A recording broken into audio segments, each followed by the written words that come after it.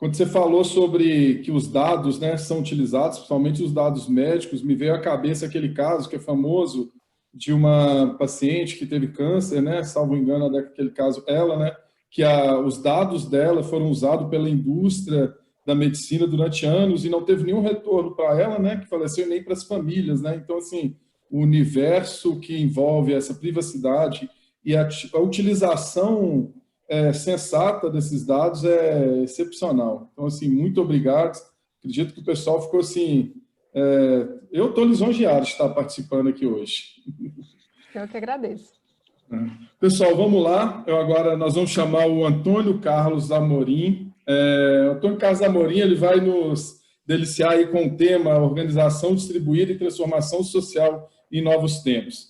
O Carlos Amorim, né, vamos dessa forma, né, que eu já estou acostumado, ele é engenheiro, tem MBA em finanças, é mestre em administração, dá o empreendedor serial há 11 anos, trabalha já há muito tempo com blockchain, também teve a oportunidade de ser de traduzir, né, um dos tradutores, coeditor e autor do livro aqui que eu indiquei agora há pouco, Blockchain Revolution, e também teve lá a participação da Prospera. Cal, você já fez tanta coisa, né? Fala um pouquinho quem é o Cal e a bola é sua. Manda ver aí que é excepcional, acho que o que você tem para nos passar aí agora.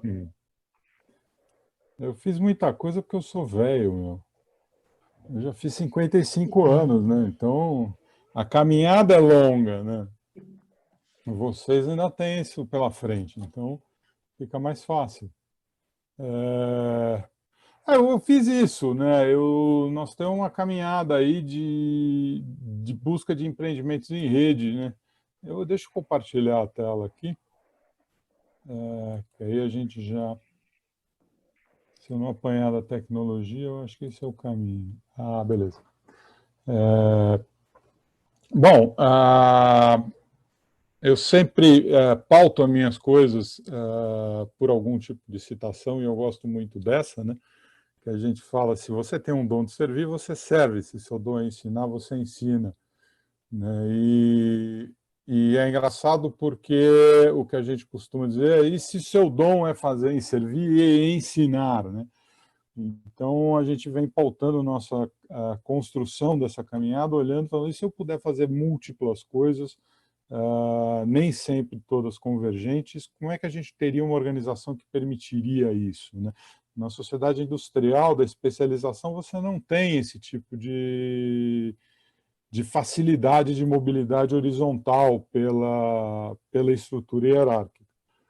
Então, desde 2006, né, eu brinco, são 14 anos para fazer sucesso da noite para o dia com uma teoria, a gente vem trabalhando com empreendimento em rede. Nós tivemos uma rede social de negócios, muito parecida com o Facebook, antes do Facebook surgir, chamada PA Birusa, onde a gente articulava arranjos produtivos locais. Eu, principalmente, comecei com uma rede de engenheiros, chegamos a ter mais de 3.000 membros discutindo projetos, organizando eventos. Fomos trabalhar para o governo do Aécio Neves, em Minas Gerais, no projeto TMG, que mobilizou mais de 150 mil pessoas para começar a utilizar de forma maciça a internet, as ferramentas do que na época era chamado Web 2.0, né? Isso gerou uma empresa em rede, e nessa época eu conheci o Don Tapscott trabalhando com o Global Solution Networks, que era um estudo de redes de solução de problemas globais. Um estudo belíssimo, que até tem um documento de umas 70, 80 páginas, dizendo o que as redes podem fazer para combater pandemias, né, e o que está sendo feito e o que a gente pode aprender com isso. Em 2014 e 2015, a gente terminou esse projeto e começamos a trabalhar com colaboração, casas colaborativas, espaços colaborativos. Nós tivemos 2 casas aqui em São Paulo, uma na Rua Madalena 80, que era um espaço pequeno, e em poucos meses a gente teve que desocupar por excesso de gente lá. Foi na época daquela boate Kiss, então o proprietário não queria ver um desastre e botou a gente para fora. E nós alugamos uma outra casa muito maior, 10 vezes maior, chamada Laboriosa 89. Nós fizemos o que é ainda conhecido como um dos melhores experimentos de espaço de empreendedorismo. várias empresas surgiram, várias pessoas prototiparam seus negócios. Nós criamos um programa chamado Empreender-se em Rede, né, onde a gente ensinava as pessoas de como se comportar nessa nova economia, e como se articular em rede para montar e viabilizar seus empreendimentos. Em 2015, nós entregamos a casa para a rede tomar conta, ela continuou por mais um tempo, e começamos a estudar o blockchain. Em 2016, tivemos contato com o blockchain, e foi um daqueles momentos tabajara, né? Os seus problemas acabaram, porque tudo que a gente fazia batia no problema. Como é que nós vamos controlar o fluxo financeiro e o fluxo de informações em rede, né? Tudo que a gente tinha feito, a gente conseguia mobilizar as pessoas, mas quando você tinha mais de 10, 15 pessoas juntas, o negócio desandava, né? Desmoronava, porque estava centralizado. Então, os custos bancários, né? Não tinha original MAI para você ficar assinando contrato em cota de participação, né? Tudo tinha que ser via cartório, tudo tinha que ser no papel, e você não consegue pegar 2, 3 mil assinaturas em papel. O blockchain veio para resolver toda essa parte de distribuição, micropagamento e o que a gente precisava. Então, nós começamos a empreender no que a gente chamou de organizações prósperas. A gente não tinha esse nome, organização autônoma distribuída. E nós fizemos o primeiro, o segundo, o terceiro e o quarto ICOs do Brasil, lançando o que a gente chamou os Prospers Coins, né?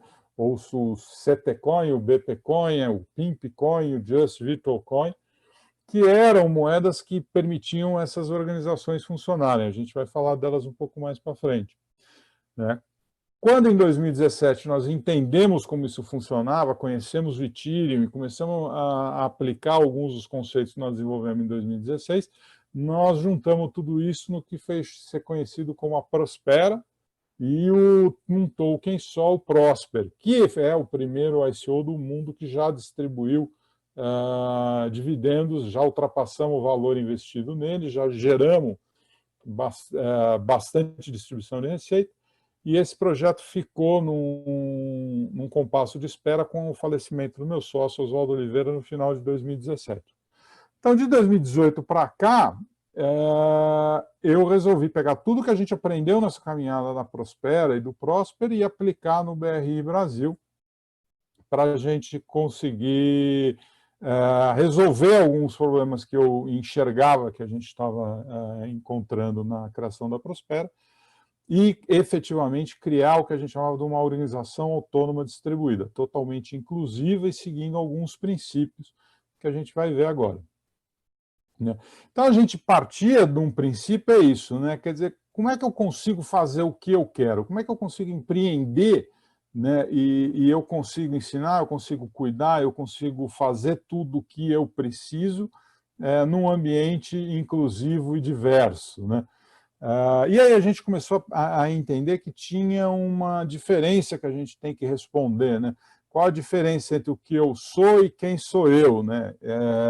É uma diferença entre identificação e identidade, que eu vejo todas as discussões de identidade hoje utilizando blockchain, identidade digital, e isso não está resolvido, né? O que a gente quer falar né, você pega uma pessoa e a tua identificação é um número de CPF, é um passaporte, é um RG, é um título de eleitor, né, são uma série de documentos que são digitalizados, e essa é a visão do governo, mas ele não diz quem você é, isso não são seus dados, isso diz, né, qual é o seu registro, né, esses dados te identificam. O teu dado que você não quer que vaze é o que você faz com isso, né? Se você tem um CPF, você pode ser um ator, você pode ser um professor, você pode ser um escritor. Se você tem um título de eleitor, você pode ser um ativista, né? Se você tem uma carteira de motorista, você é pai, você é marido, né? Você tem uma vida por trás disso, é essa que a gente diz que tem que ser preservada. E quando você consegue entender isso, você consegue atuar em rede, porque você olha os múltiplos papéis que você pode desempenhar, e vai, né, no momento Nike, just do it, né, vai lá e faz o que você tem que fazer, né, juntando tudo isso numa figura só. O a única coisa que a gente pode tirar de útil dessa pandemia toda é que quando você está em home office, todos esses papéis afloram ao mesmo tempo, né? E você tem que lidar com tudo isso. Não adianta você sair de casa, entrar no escritório e assumir uma postura profissional. Essas coisas estão todas misturadas. Como é que a gente leva isso, então, para o empreendimento? Como é que eu consigo desempenhar tudo isso ao mesmo tempo que eu estou trabalhando? Então, nós resolvemos criar, né, o que a gente chamou a DAO, e escrevemos um documento chamado Os Princípios da Organização Próspera, onde a gente começou a olhar... deixa eu ver se eu consigo mexer aqui. Para algumas características da organização industrial, né? Como a gente muda o modelo de negócio, como a gente mexe com a gestão financeira, né? Como a gente vai lidar com a liderança, né, que vem de uma hierarquia vertical para algo horizontal, algo autônomo, né? Como eu estabeleço uma governança que não exclua ninguém, como eu faço para você ter uma governança que não é baseada em processos de votação, e sim de consenso ou de decisão compartilhada, né? Como eu trabalho com um orçamento não centralizado, né? Como eu horizontalizo a hierarquia, como eu fujo, né, não só da cadeia de comando e controle, que hoje as organizações dizem que não tem mais, mas a cadeia do planejamento e controle. Você recebe um planejamento estratégico de cima, você tem metas que foram definidas pelo seu chefe e você tem que cumprir aquilo, né? A organização fala que não há uma cadeia de comando e controle, mas você está preso e sendo controlado pelo planejamento. E a ideia era a gente acabar com tudo isso utilizando o blockchain.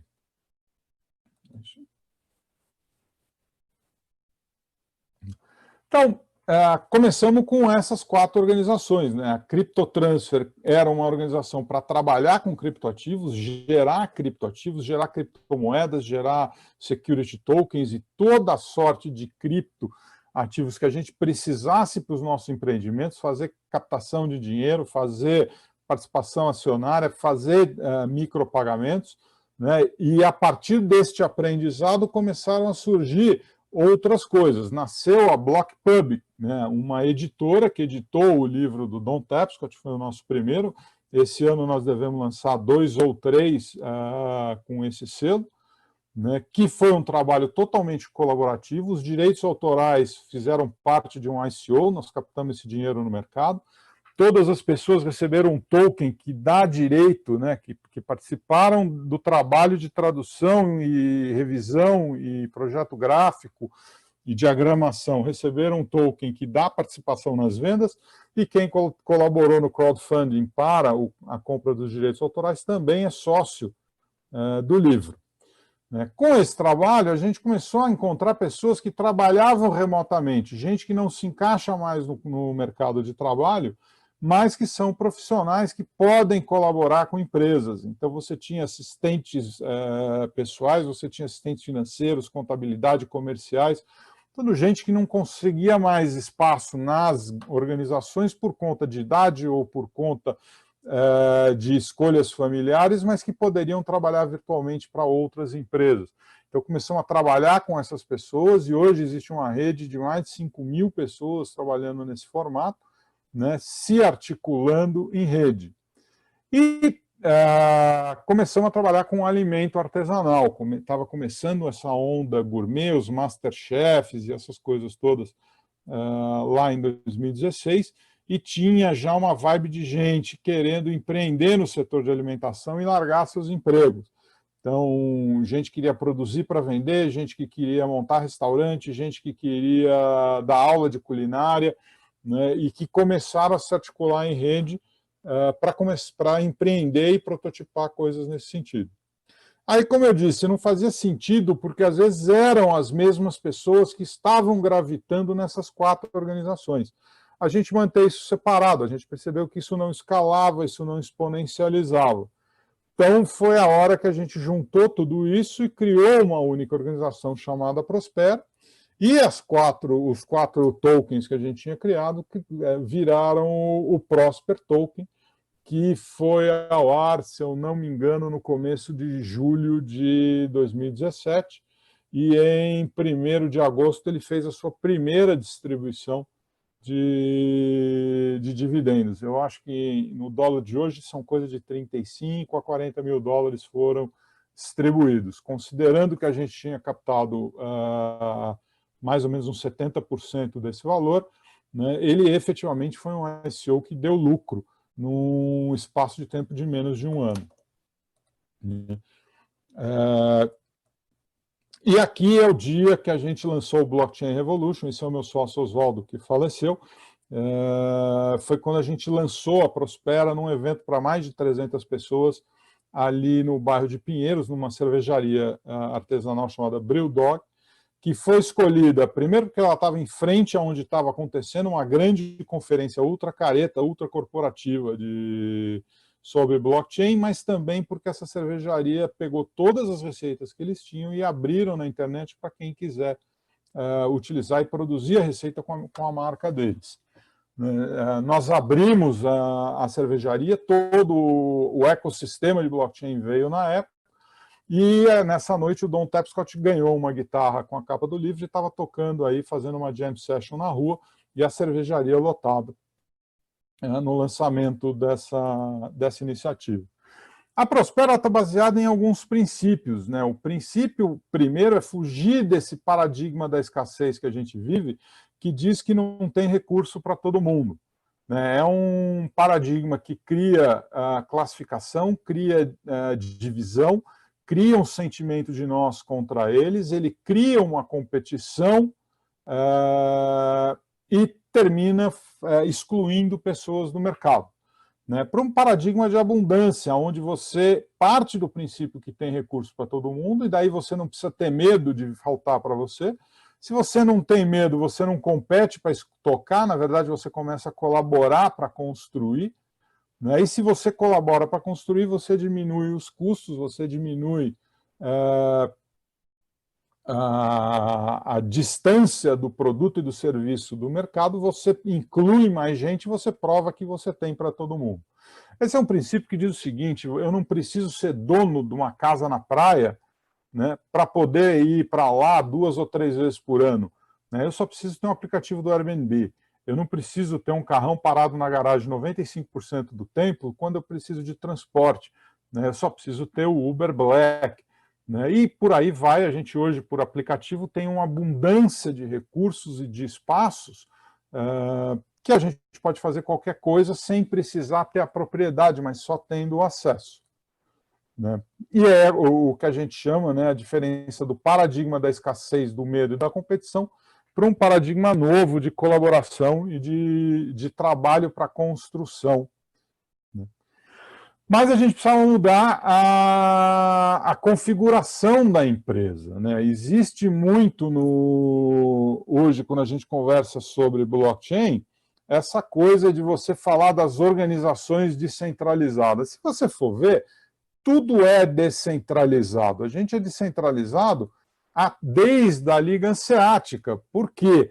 Porque é um modelo onde você vê aqui, eu tenho departamentos, eu tenho o peão, o chefinho, o chefão, o maioral, acima dele vai ter alguém. Você tem uma hierarquia vertical. O blockchain não tem hierarquia, ele não tem centro, ele não tem chefe, ele não tem um responsável, ele não tem ninguém que manda. Satoshi Nakamoto desapareceu. O blockchain e a internet funcionam nesse sistema distribuído, onde todo mundo é só um nó. Todo mundo é parte da rede. E a gente precisava montar essa organização dentro desse princípio. Mas uma coisa que a gente aprendeu é, quando você vai materializar alguma coisa, o formato distribuído não funciona. Você precisa cortar algumas conexões de gente que não quer participar daquilo ou não quer participar do todo. Você precisa começar a sair do formato distribuído, começar a se organizar de forma descentralizada, e quando você vai cumprir uma tarefa, essa tarefa você tem que centralizar na pessoa que é o líder daquele trabalho, e ele é o responsável. Só que esse é um formato dinâmico. Terminou a tarefa, você devolve o resultado para a rede e você cria algo que pulsa mais ou menos nesse sentido.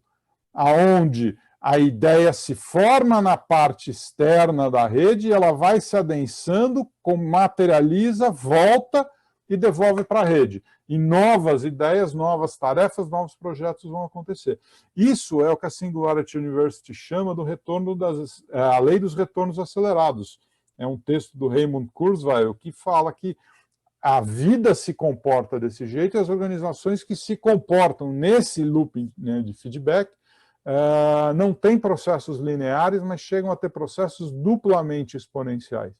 Porque cada vez que você tem uma volta nisso daí, quando você vai na próxima materialização, você traz mais gente, mais recursos e mais conhecimento. E aí a gente também entendia que tinha que ter uma visão que saía só da eficiência, né, da redução dos custos de transação, para entrar em custos na visão da eficácia, onde você vai ter um novo modelo de negócio, inclusivo, que traz diversidade, que traz exponencialidade, que traz abundância, né?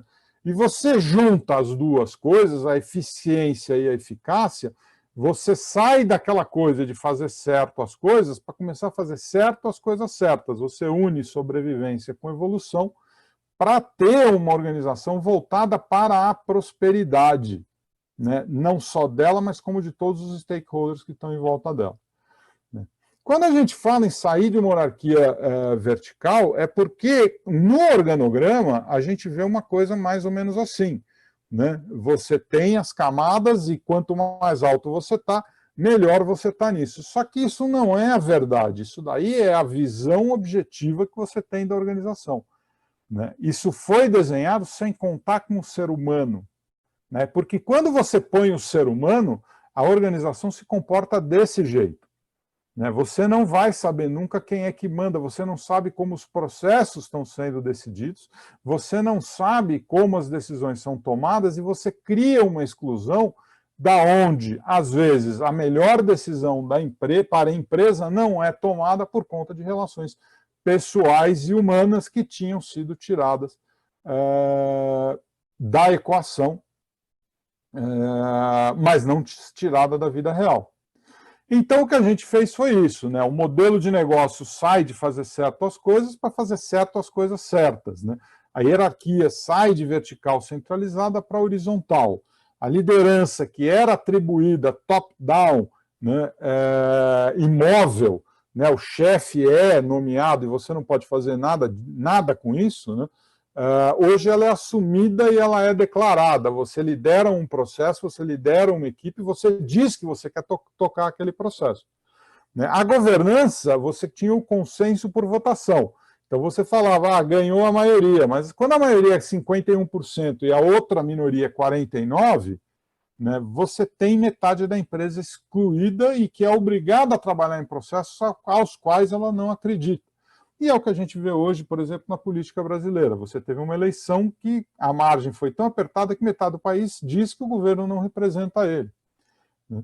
Para alguma coisa em torno de construção de consenso, decisões compartilhadas, né? Outros métodos de tomada de decisão que não sejam excludentes e autoritários, né? O planejamento sai dessa coisa de distribuir tarefas e você estabelecer métodos, para um negócio de autoatribuição de tarefas e sincronizações presenciais para ver em que ponto nós estamos, o que é que nós precisamos e quem tem disponibilidade e interesse de tocar aquela tarefa.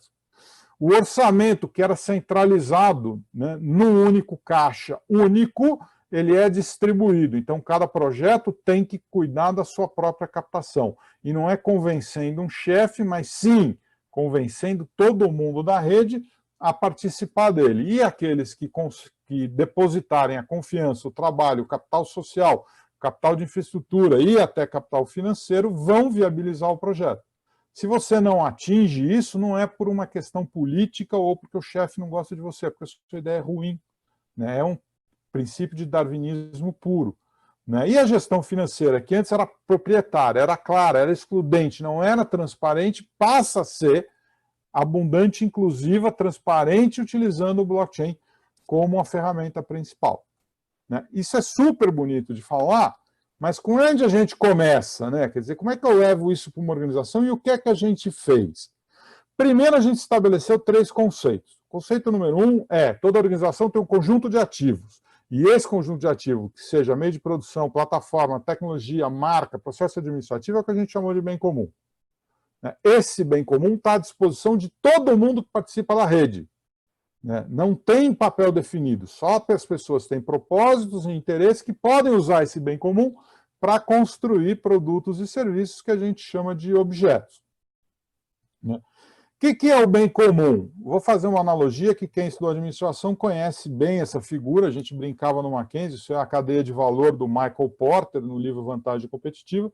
Tem uma turma da administração que são os filhos de Porter, é quase uma seita que segue, né, essa visão estratégica. Nós olhamos para isso e começamos a olhar o seguinte: as atividades primárias são de construção e atividades de produtos e serviços, ou seja, a atividade do objeto. As atividades comuns de apoio é o que a gente chamou o Commons, né, o que cuida da infraestrutura, das pessoas, da pesquisa e desenvolvimento, das rotinas de contratação. E a margem é o que é usado para distribuir para quem participa, ou seja, fazer crescer o ecossistema. Então, em termos de uma organização autônoma distribuída, nós temos o objeto com essas funções que todo mundo já conhece, sabe, né, trabalhar, e o Commons, que é o capital de infraestrutura dos parceiros, o capital social da rede que é mobilizada por aquela organização, o capital intelectual de conhecimento que está disponível para todo mundo utilizar para construir seus objetos, e o capital financeiro que vai bancar essa coisa toda aqui, né, e investir nos projetos que têm possibilidade de crescer para ser remunerado e também destinar alguma coisa para crescer o ecossistema.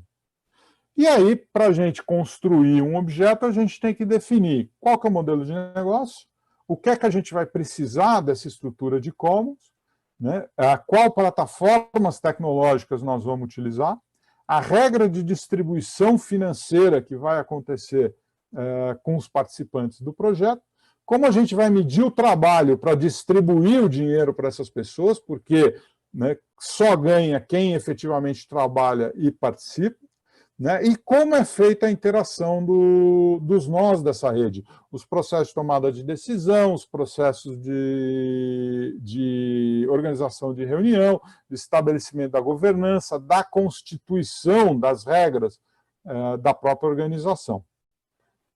A gente trabalhou nessa metodologia, isso aqui é só uma parte de todo esse detalhamento, né? E aí a gente começou a trabalhar na construção de um processo de distribuição de receita, que é o que a gente não viu ainda sendo feito no blockchain. Então começamos a olhar quais eram os critérios de medição do trabalho para o cara ser remunerado, a definição das participações, se o cara já entra com a participação pré-definida, um investidor, um pessoal que trabalha na área de vendas, uma turma que trabalha na área de tradução de um determinado material, né? Ou se é pós-definido, pessoas que estão dando suporte, atendimento ao cliente, né? Ou desenvolvendo algum trabalho, aulas, que vai depender de quanto ele trabalha à medida que a receita está entrando. E como é que nós vamos distribuir isso? Se o cara trabalhou um mês só, ele recebe um mês só. Se ele trabalhou para traduzir um livro, ele vai receber sempre as receitas daquele livro. E aí fomos trabalhando nessa medição para chegar num modelo de, uma vez que eu montei essa matriz de distribuição, eu listo as ferramentas, eu escolho os smart contracts que vão ser usados para que o blockchain faça essa distribuição. Mais ou menos numa coisa assim, eu tenho um grupo de pessoas, essas pessoas, uma parte se envolve na construção desse bem comum, né, desse commons que a organização vai ter, e a partir desse commons nasce, né, no nosso caso nasceu uma editora, nasce uma empresa de eventos, nasce uma empresa de educação, né, nós começamos a fazer programas de viagem para Toronto e participação de eventos internacionais, né, e agora estamos começando com alguns projetos de consultoria. Qualquer um é livre para entrar em qualquer um desses projetos, não tem processo de seleção, não tem papéis pré-definidos, é só você interagir com os grupos e você não precisa, ao participar de um grupo, se excluir do outro. Uma vez que você se comprometeu com quantos projetos você conseguir entregar, você vai participar e não tem ninguém para dizer ou te excluir ou pedir para você sair. Hoje a gente tem esses objetos que já estão acontecendo, né? Nós temos eventos gastronômicos de articulação do ecossistema, que é o Block Ribs and Beer, que eu criei porque eu gosto de cozinhar e gosto de falar de blockchain, então eu faço a costela, eu compro a cerveja, né? E organizo esse evento. Né? Nós temos eventos distribuídos de blockchain, a Blockchain Week foi o primeiro deles, foram 25 eventos em 13 cidades diferentes. Né? Nós temos a BlockPub, que é editora especializada agora não só em blockchain, mas em DAOs no geral.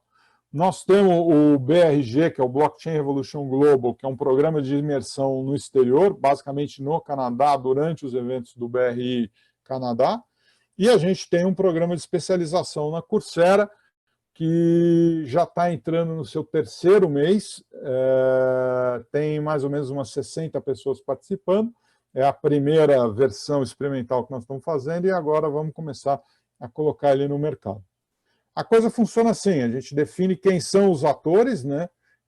Quais são as despesas, o que tem do bem comum que é usado, o crescimento do ecossistema que a gente vai usar para distribuir para mais gente trazer, quais são as receitas que a gente pode ter, as vendas relacionadas, monta os smart contracts e o blockchain cuida da distribuição dessa receita toda.